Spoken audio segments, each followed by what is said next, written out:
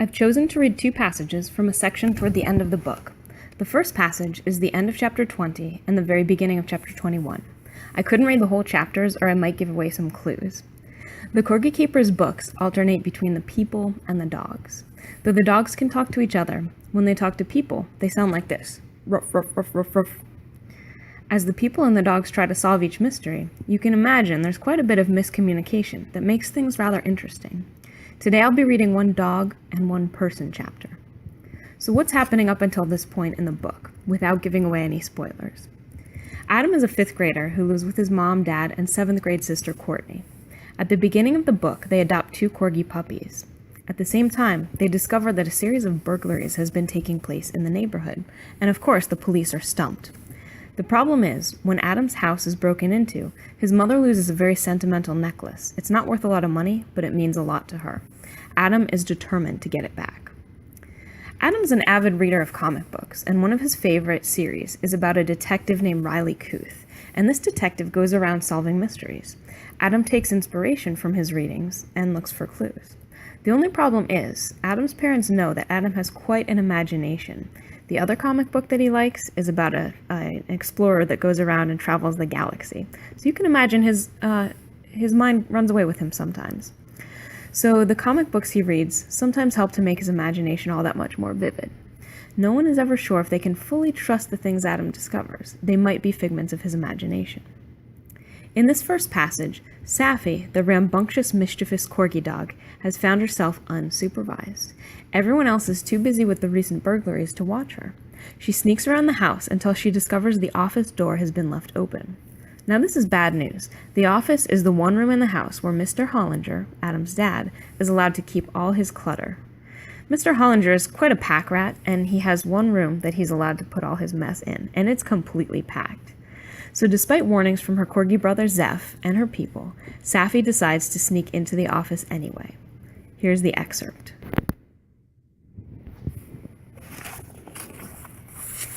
A few minutes later, Safi started fidgeting.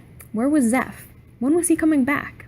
She tried to nuzzle with Courtney, but Courtney pushed her away. "You're sitting on top of my magazine," she scolded. "Here, sit on the floor." Courtney lifted Safi onto the floor, placing her on a nice smelly pile of laundry in the corner. Safi found a particularly soft sweatshirt, wagged her tail, and circled 3 times before settling in. Every time Courtney moved, Safi's eyes opened, and she gave a little bark. Then Courtney would say, "It's okay, Safi," and the puppy would settle back into place, close her eyes again, and doze to sleep. At one point, a particularly strange ringing woke Safi. She barked softly and lifted her head, waiting for Courtney to tell her everything was okay. But Courtney didn't seem to hear the bark. Instead, she was playing with a sparkly pink and purple toy, with lots of shiny glowing buttons. "Hello, Eileen," Courtney was saying. But she wasn't speaking to Safi this time. She was speaking to her sparkly toy. Courtney was paying so much attention to the sparkly little toy that Safi easily snuck out of the bedroom. She sniffed around the hallway looking for something interesting to play with. At one of the end of the hallway were stairs. Stairs were such fun. She went up and down and up. Finally, when she was tired of that, she ran back upstairs. She crept past Courtney's open door, but Courtney was too busy talking to even notice her. She peeked into Mrs. Hollinger's room, but Mrs. Hollinger was too busy looking at a piece of paper and talking quietly to herself. Besides, the bedroom was very tidy. How boring. Safi continued down the hall until she reached the junk room. What a room! It was full of fun things to smell. She sniffed around, going from one box to the next. She chewed a little bit on an old sock she found lodged behind the desk. Then she chewed on the corner of a cardboard box. But the most interesting thing she found was the stack of old newspapers. Nothing smelled quite the same as the inky newsprint. The puppy hopped up on her 2 hind legs and tried to jump on top of the stack. It seemed like such a fun thing to sit on. Imagine all the things she'd be able to see from such a height. But after a few tries, she saw it would be nearly impossible to climb. It was just too high. Safi circled the stack just to make sure and found something very interesting sticking out the back. It was a sports section from 3 months ago that had not been stacked straight. If she could read, she would have learned how a local high school athlete hit the game-winning home run with 2 outs at the bottom of the 9th. But she was more interested in the paper's chewable qualities. With a playful growl, she grasped the paper between her teeth and pulled as hard as she could. At first, the pages didn't budge, but she tightened her grip and stood on her hind legs, giving herself more leverage. The pile shifted. She pulled and pulled until finally the sports page came loose. But before she could sink her teeth into it, the whole stack shook and toppled right on top of her. She was stuck under the weight of the papers. As she lay trapped, she remembered Zeph's warning about the importance of crates in keeping puppies out of trouble. Why hadn't she listened? She tried to move, but she was stuck. Whatever was on top of her was too heavy. Above, she saw a small opening. "Help, help, help," she cried, but her voice was muffled by the papers. Resolved to the situation, she did the only thing she could think of. She closed her eyes and fell into a fitful sleep. I'm not going to read the rest of chapter 21 because it would give away a few clues that might spoil the story if anyone hasn't read it yet. The next excerpt I'm going to read is the entire chapter 24. So this is my absolute favorite chapter. It's based on the neighborhood that I grew up in, and this neighborhood was very dark. It was always really scary to walk my dog at night, especially without a flashlight. And another reason that I love this chapter is my father-in-law told me that he really didn't like to read, even as an adult, but especially as a kid. But when he read chapter 24, he really, really enjoyed it, and he said that he wished he had some good books to read when he was a kid because he would have actually enjoyed reading. So that meant a lot to me. In this chapter, Adam is walking Zeph. It's late at night, it's dark, and he bumps into a strange and suspicious person walking around. Now, Adam's convinced that he's bumped into the neighborhood burglar, but of course his imagination runs wild sometimes, so he can't be 100% sure. And of course his parents are skeptical. And I also chose this chapter because it doesn't give away too many clues if you haven't read the book yet. Chapter 24, The Stranger in the Dark. The Hollingers lived in an old neighborhood. Not one house was younger than 40 years old, and many were much older than that.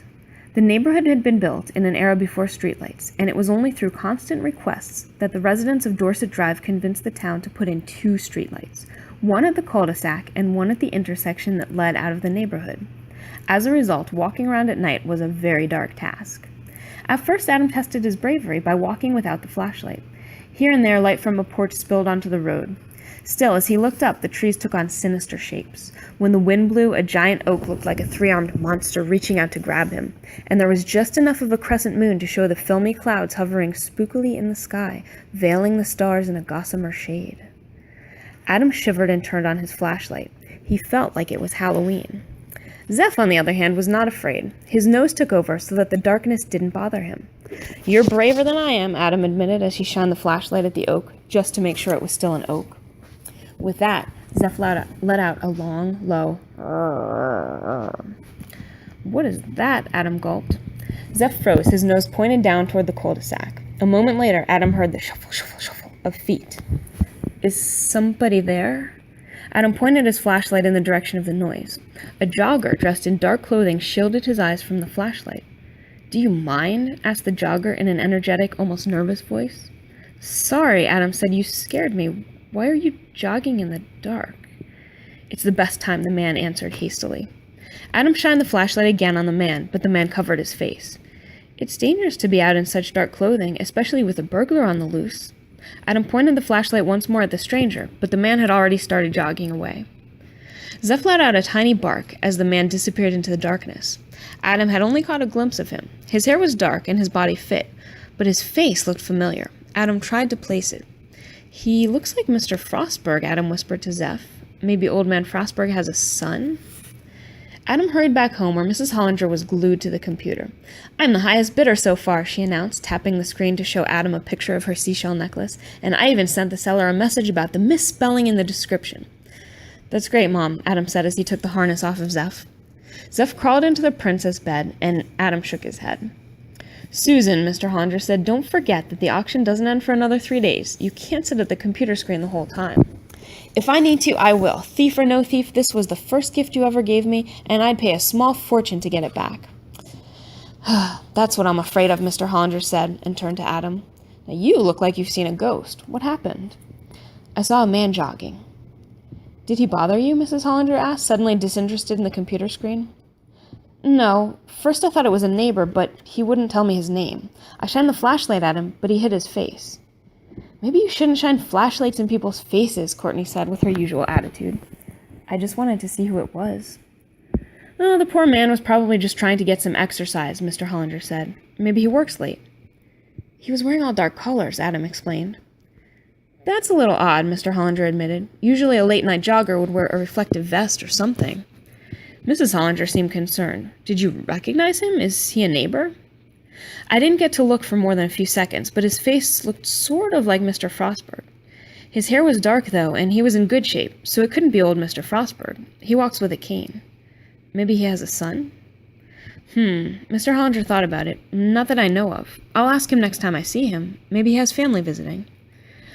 Honey, Mrs. Hollinger said to Adam, maybe your imagination's playing tricks on you. You've been excited about getting the dogs, and upset about the comic book being torn up, and the house being broken into, and I know you're nervous about pitching tryouts tomorrow. Maybe it's just your mind playing tricks on you. It is dark out there. Mr. Hollinger nodded. Maybe Mom's right. Maybe you should head off to bed. It was 9:30, which would be late if it were a school night, but this was summer. Adam often stayed up much later reading comic books, but the look on his parents' face convinced him otherwise. Besides, he needed his rest if he was going to make pitcher. Tomorrow, Mr. Hollinger said, we can get up early and practice some pitching. Then I'll take a walk over to the Davenports' house and check things out. Adam nodded. And then pitching tryouts, Mr. Hollinger added. Adam tried to smile. Good night. Good night. Adam put Zeph in his crate with a chew toy and a blanket before heading up to bed himself. Although Adam fell asleep quickly, Zeph sat awake, waiting for his sister to be put to bed. He had an idea that he just had to talk about.